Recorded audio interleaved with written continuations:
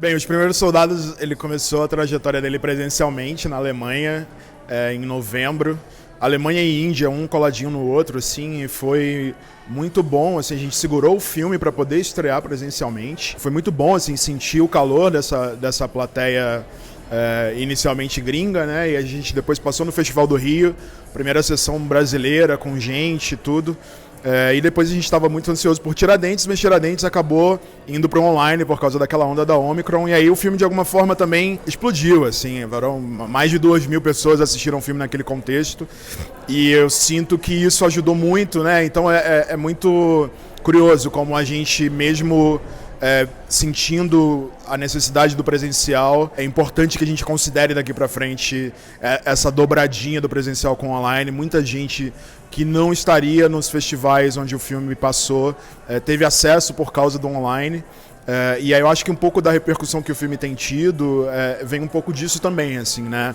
Ele de alguma forma participou, está participando ainda, né, aqui no Olhar, do circuito tradicional de festivais, e ao mesmo tempo está atingindo pessoas que não necessariamente fazem parte desse circuito, muito por causa do online. Bem, Os Primeiros Soldados, ele é um pouco o filme que eu gostaria de ter visto, assim, quando eu me descobri gay, e é um filme que de alguma forma, pelo menos no contexto da ficção do cinema brasileiro, ainda não tinha sido feito, que é um filme que trata frontalmente, assim, né, das primeiras pessoas que enfrentaram a primeira onda da epidemia de AIDS no Brasil ali no começo dos anos 80.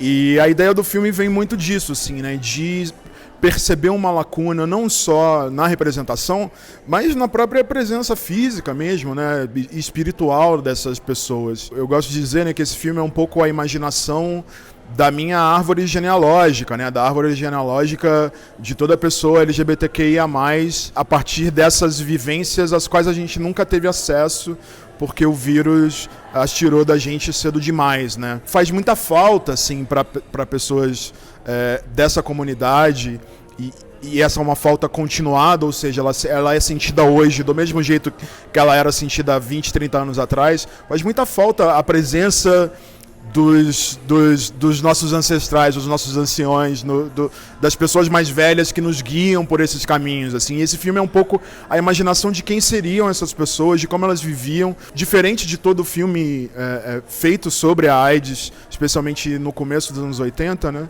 É um filme não sobre pessoas que morrem da AIDS, mas pessoas que de alguma forma, como a gente já diz hoje em dia, né, vivem com HIV/AIDS, né? Então, mesmo num contexto super difícil, onde era impossível ter informação sobre o que estava acontecendo, era impossível saber mesmo o que é que eles tinham, assim, né? O filme joga um pouco com isso, com o desconhecimento dos personagens, é um pouco o desconhecimento que o próprio filme tenta jogar com o espectador, assim. Era muito importante, então, que a gente conseguisse dar conta desses sentimentos de vida que estavam ali expressos, né? Essas pessoas, elas tinham sonhos, elas se movimentavam de uma maneira, elas tinham um discurso particular, elas viviam de forma muito específica, e não é porque elas foram as primeiras vítimas desse vírus terrível que elas não existiram plenamente em toda a sua complexidade e que não podem perpetuar-se um pouco a partir da nossa memória de hoje em dia. O processo do elenco dos Primeiros Soldados, ele foi todo muito orgânico e ao mesmo tempo muito consciente, inclusive politicamente, assim, porque a ideia era que, enfim, todos os personagens da comunidade LGBTQIA+, fossem interpretados por atores que se identificassem com alguma dessas letras, e é isso, atores gays fazem personagens gays, atores trans fazem personagens trans, travestis fazem travestis. E isso era importante porque era importante criar um senso de responsabilidade coletiva dentro do elenco, assim, né? Eles estavam conscientes de que contar essa história da nossa comunidade precisava ser feito de alguma forma também por a gente enquanto comunidade, enquanto agentes políticos dessa comunidade, assim. Então, no momento em que a gente chega no set, tá todo mundo muito consciente, de alguma forma muito antenado, assim, à presença desses ancestrais que nos cercavam, assim. O Johnny Massaro, por exemplo, ele foi talvez o primeiro ator, assim, que entrou no filme. O roteiro já foi escrito, o Suzano, o personagem dele, já pensando nele. A mesma coisa com a Renata Carvalho e a Rose.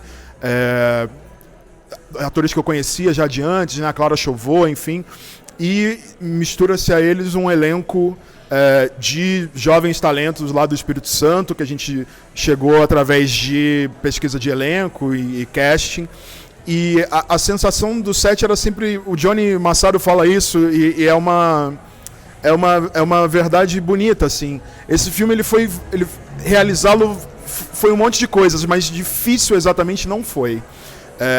Porque a gente estava todo mundo muito preparado, e esse espírito coletivo de vamos contar a história da nossa gente que ainda não foi contada, na verdade deixava as coisas muito mais simples, assim. Cada personagem foi talhado para aquele ator especificamente. A gente passou por um período muito intenso de ensaios, semanas e semanas, assim, trabalhando as relações interiores daqueles personagens, muita coisa que a gente trabalhou, coisas que estavam fora do roteiro, enfim, muito exercício de improvisação. Os atores, quando possível, eles moravam nas locações, eles passavam tempo lá, sem a equipe, sem ninguém, enfim. O Johnny Massaro morou no sítio onde o personagem dele vai ficar no filme. Quando a Rose e o Humberto, a Renata Carvalho e o Vitor Camilo chegam no sítio, eles também passaram a morar juntos lá, os três. Então tinha uma sensação muito bonita, assim, de uma entrega que eu acho que só foi possível porque todo mundo tinha esse compromisso muito, muito honesto, assim, em falar sobre a gente mesmo de maneira mais frontal e aberta possível.